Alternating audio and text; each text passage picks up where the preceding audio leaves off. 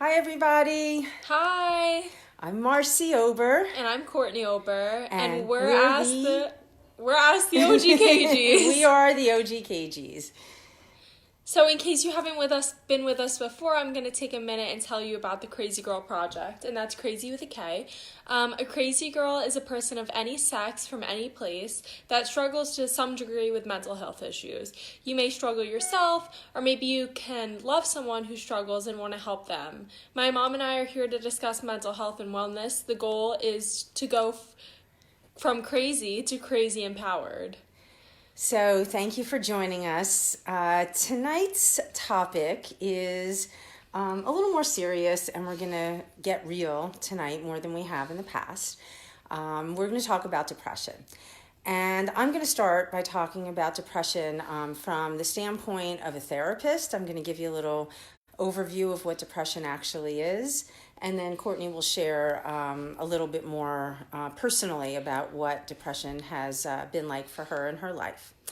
So, a major depressive episode is really defined as a period of time. It usually lasts for at least 2 weeks. And it's defined by a person feeling very sad or helpless or hopeless. There are different forms of this, different variations, and they all fall under the category of mood disorders. So depression can be situational, like a natural response to something that's happened in life, like this coronavirus, or another loss, such as death or the loss of a relationship. And that is really normal. You know, we lose something, we lose our life as we know it, or a relationship, or something that we've been very attached to, and we become sad, and that is a normal human experience. But the condition of depression goes deeper than that. It's beyond something that is situational. It may be a more chronic situation and long-lasting. And for some people, it can look like anger or agitation, especially in men, and this would be called an agitated depression. So another thing to consider when you're looking at depression is duration, or how long it's lasted, and also what the impact it has had on a person's daily life and their relationships. So as a therapist, I've worked with people with depression for a very long time. But when Courtney became seriously depressed, that was a whole different thing.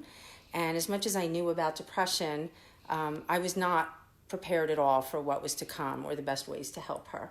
So, Courtney, can you talk a little bit about your depression, about what it was like and the effect that it had on your life? Yeah, absolutely. So my depression started when I was about 13. And it has affected me ever since then, every single year, every month. It has a really big effect on my life. Some of the things that it causes on my life is that it makes me feel really, really insecure about myself. It makes me overthink things. It makes me feel like I'm less than others when I know in rational mind that none of these things are true at all. It makes me second guess almost every single thing I do in life, from having a normal conversation with a friend and, having a text typed out and deleting it and retyping it a million times, to my schoolwork in which I, triple, quadruple check. I do things months ahead of time, which is totally not realistic and not necessary. And it also affects relationships with my family members. And I just want to acknowledge that depression sucks. Anxiety sucks, but depression sucks in an absolutely different way. And it's all about finding ways to cope with it and not letting it take control of your life. It can be really easy to, that's my dog. It can be really easy to sit in the depression and dwell in it and lay in bed all day and not get out of your pajamas and eat junk food or not eat at all. And that can be really comfortable at times. But it takes a lot of bravery and strength to want to take control of your life and not let it run you. And you are absolutely, this is a really important thing to remember, that you're the person who's behind your steering wheel. You have control over yourself, and letting the depression run you can be really comfortable and really, it can just, happen at times. But I encourage you to gain the strength and the willpower to want to take control of your life again. So, yes. So it's interesting you said willpower, because I was thinking about this today, actually. is it willpower, or is it the concept of being willing versus willful, which is like a DBT term?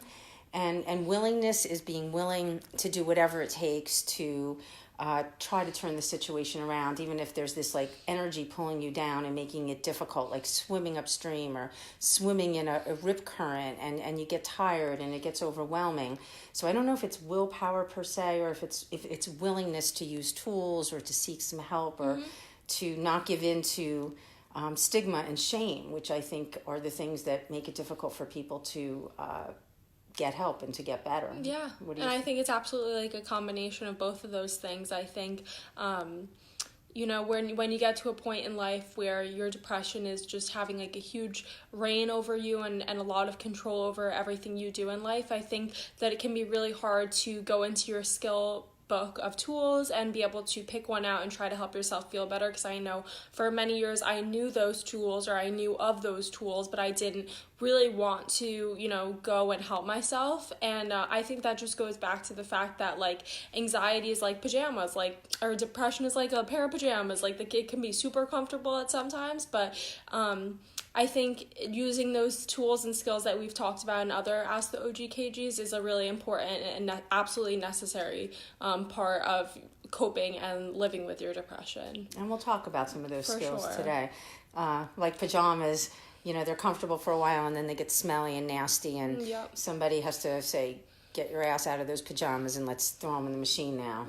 Get on with life, which sometimes a loved one takes that role for somebody in our lives.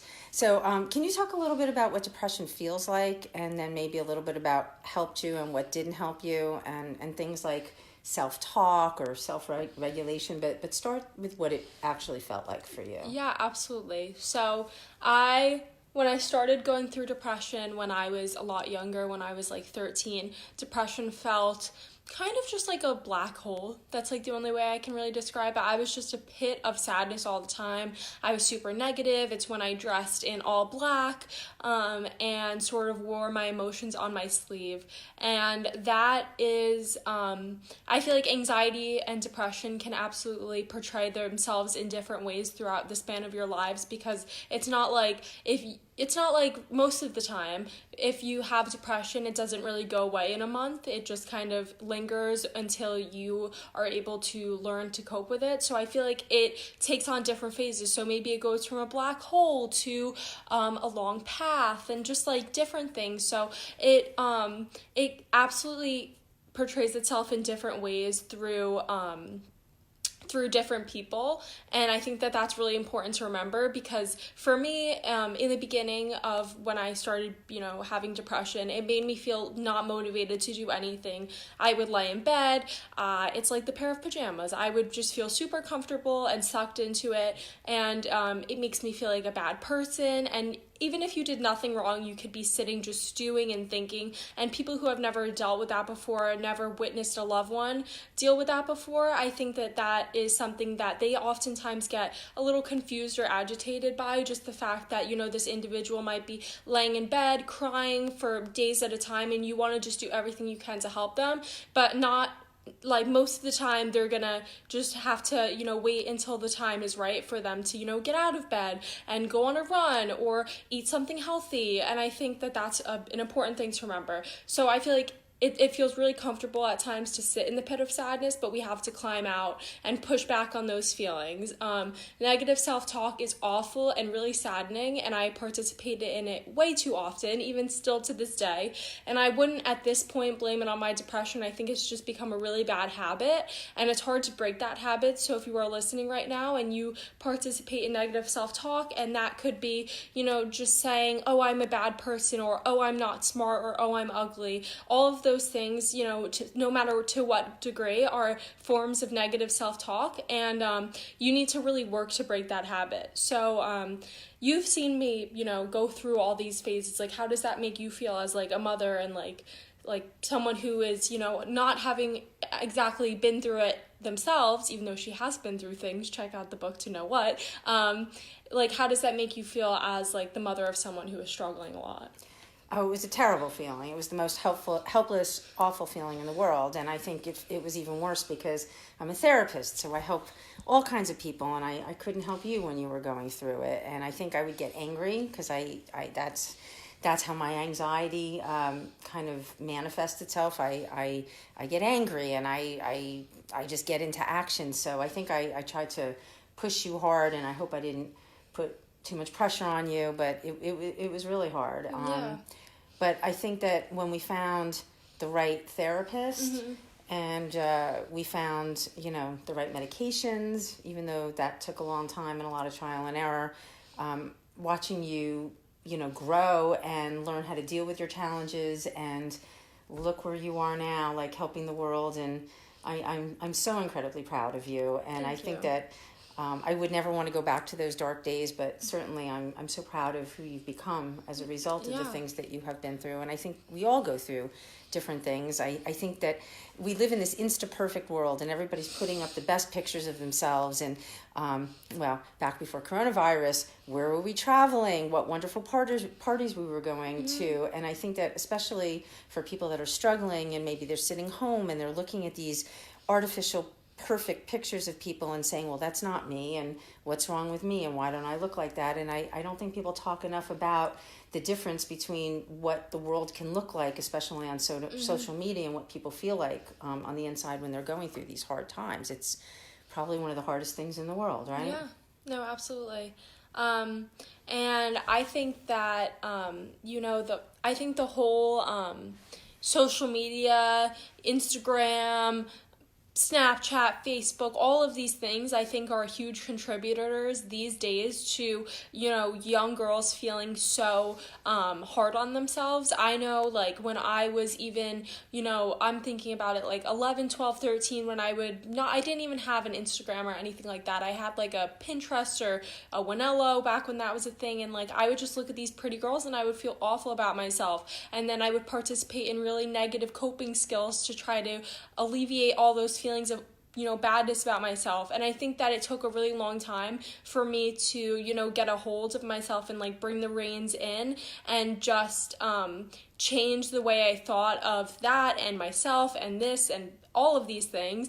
And I think it's important to remember that even if you see this, Insta perfect person, like they're not, like they used a filter, they edited their body to look skinnier, like we all do it, we're all victims of it. But I think just remembering that like you are absolutely beautiful in your body and you are perfect the way you are, and no matter if this girl is 95 pounds and you are 130 pounds, yes, you're beautiful and you're stunning and you always will be. So I think just changing the self-talk that you talk to yourself in and making it positive, it's going to take a lot of effort, it's going to take a lot of bravery, it's going to take a lot of stepping out of the comfort zone, which is hard to do, especially at a time in this, when we're going through coronavirus and like, when can I leave my house, and I'm stewing, I'm on Instagram again, like all of these things. It's really hard, but it's going to take a lot of effort, and it doesn't mean that we won't have hiccups in this process. There's a whole chapter of our book about relapse as part of recovery, and that's true, and I believe in that. But yes, and I just want to touch on self-regulation. I think that's a really, really important topic.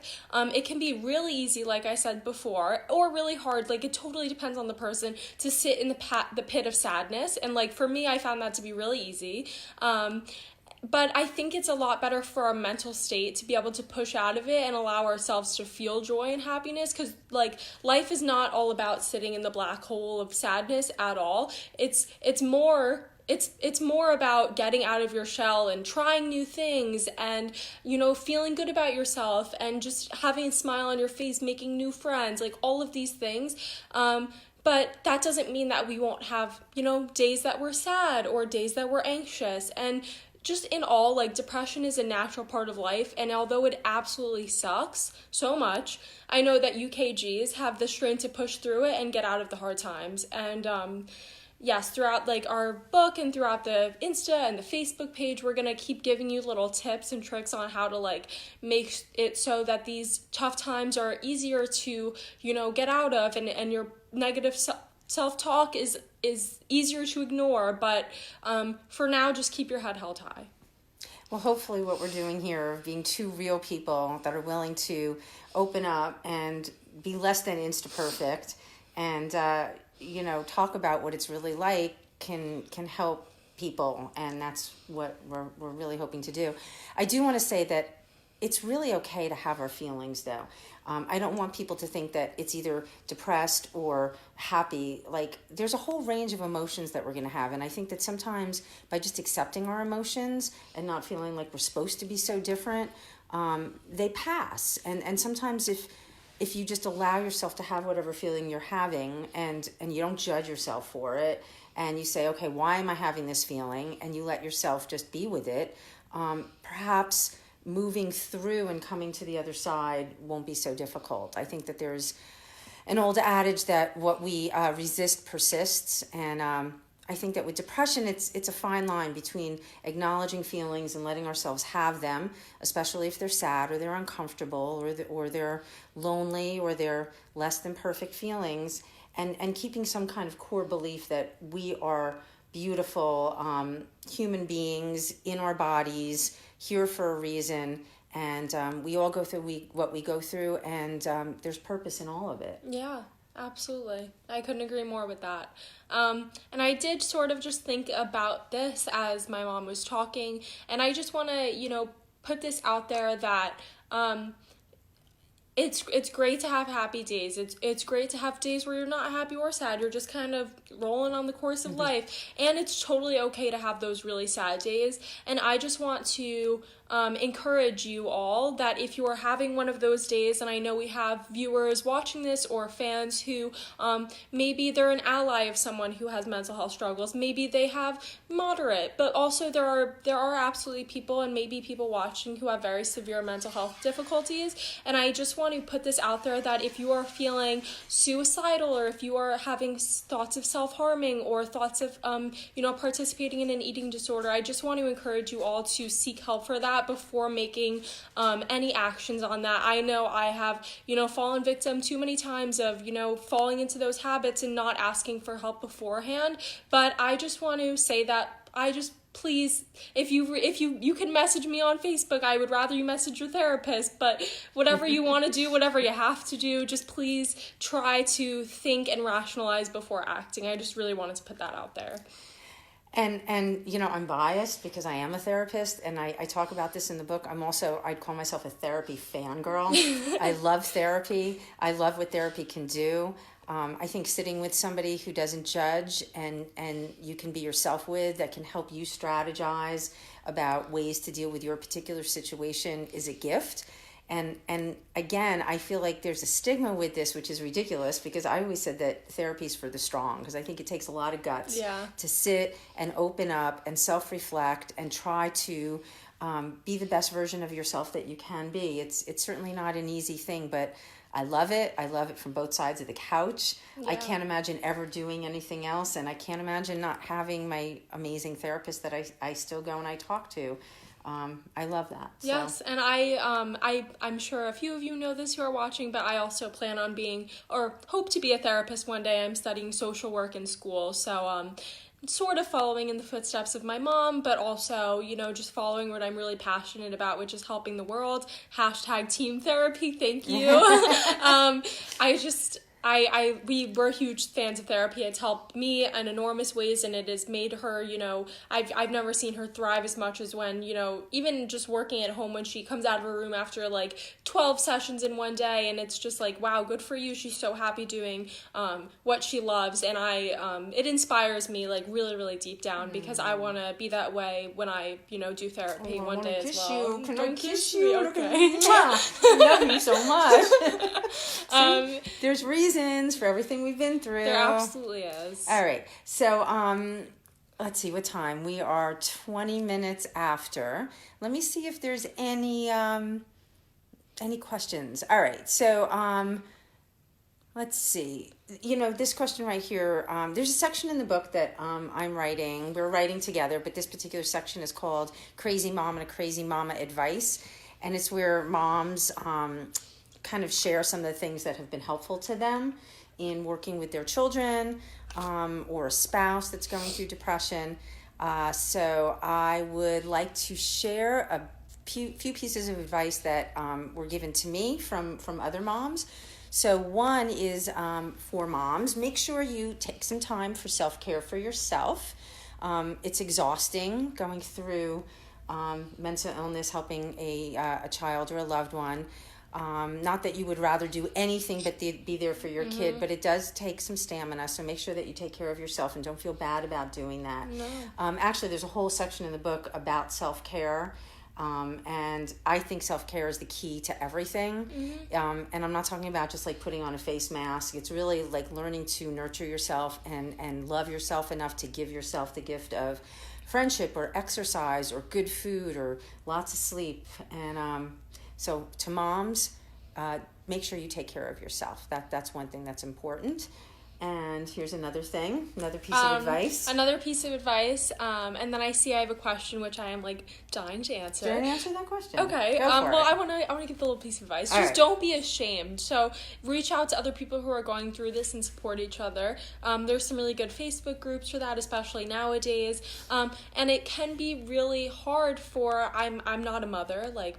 I have not been through it, but I'm, as being the daughter of someone who was helping me struggle through a lot of things, like, it can be a lot, and you might want to keep it inside, and, like, the stigma that can go around mental health, like, ooh, my daughter has it, ooh, like, what are the other moms saying? I Like, hate ooh, that. It's like, bullshit. That's not happening. Bullshit. Every single mom Yeah. in this day and age has a kid who is struggling with some type of mental illness, whether it's, oh, my young son has ADHD, or my daughter is bipolar, or this or that. Like, everyone is going through their own shit, so, like, don't.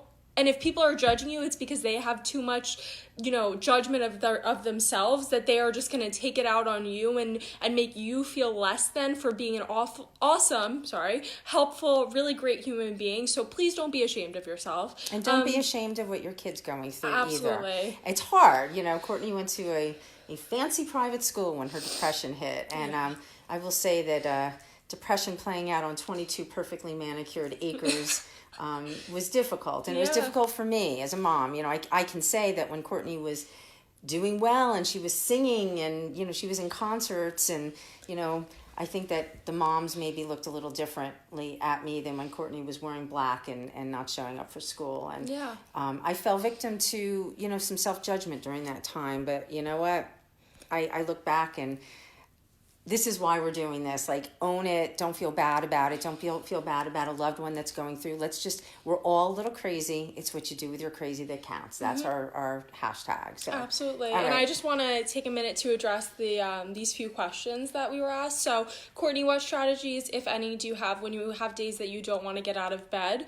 So many strategies. I'll give you a few of them.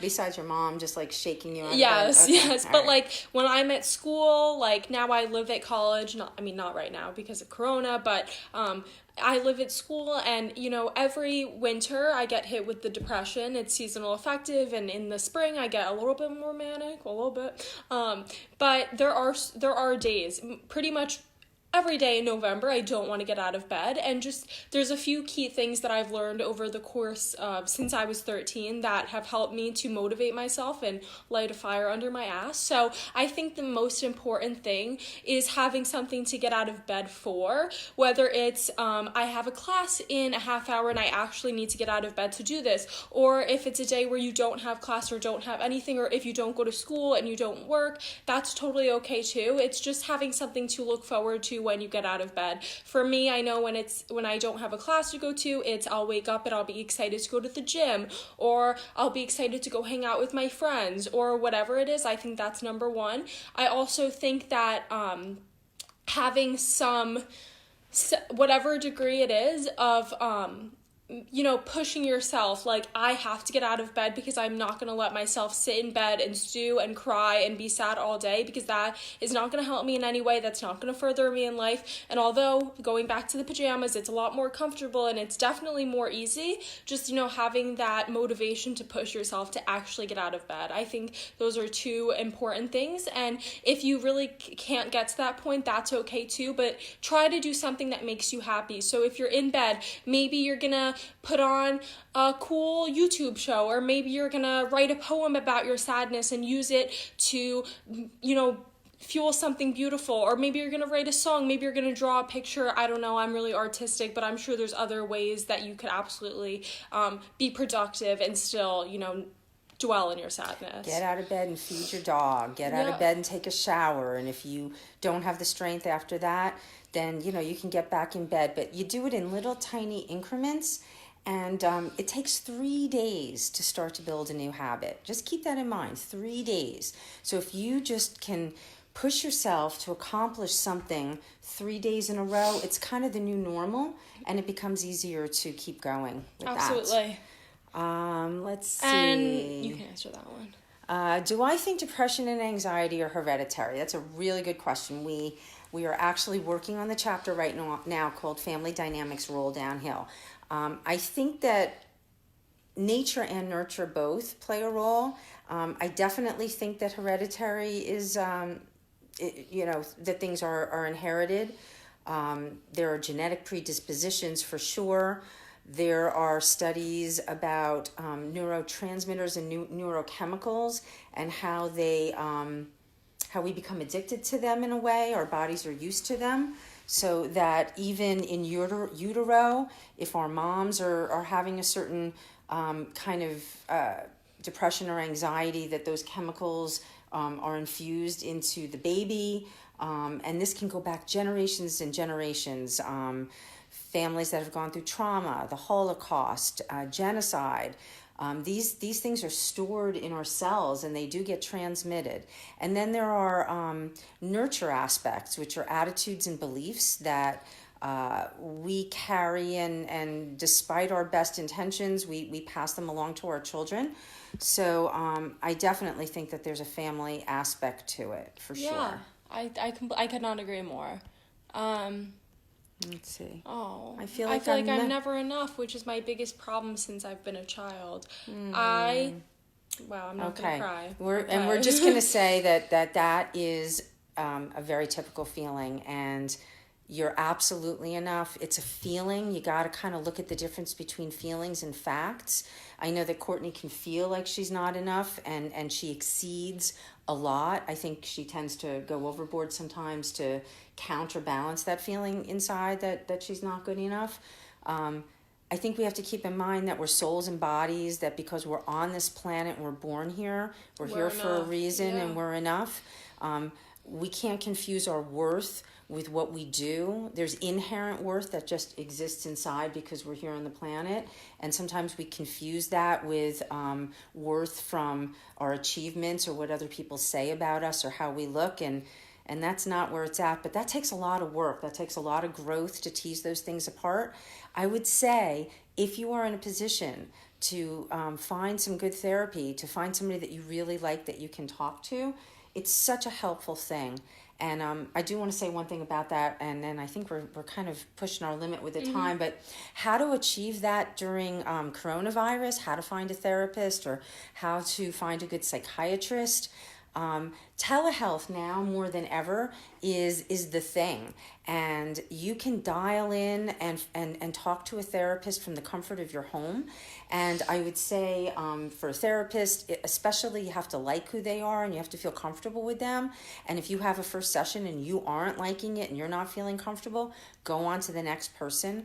We can do a whole nother show about like using your insurance or how to get good care and good therapy. We should definitely go there. But like, please, you deserve to have the best care that you can have if you're struggling with your mental health. And like, I know there are so many days where I feel like I'm not enough, and I feel like there are some little steps that I take to try to make myself, realize the truth of the matter, which is like, I am more than enough, and I am great, and I am all these things. And sometimes if I'm having one of those days, I'll make a little phone background that says I am enough, or I am beautiful, or I am wonderful, so that every time, because we're all checking our phones throughout the day to check on the timer, to check this, that, self, that I am enough. So or if you want to write it on your hand, like put a sticky note somewhere where you see it all the time. Like, those are just little, and you might think, oh, that's really superficial, that's fake, that's not how I, it's just like you're seeing that and you're reminding yourself. So but I think we'll take some pictures of that. You got those all over your room, all over the computer. The sun will shine in your darkest moments. You used those paints to put on Yeah. your window. Whatever we can do to connect with ourselves, to connect with each other. Please message us. Please stay in touch with us. We really appreciate sharing what we know and turning some of the challenges that we have been through into things that can help other people. So thank you so much for taking the time to be with us. And thank you. we love you guys so much. Thank you. We'll see you soon. Bye. Have a great night. Okay, thank you. Bye.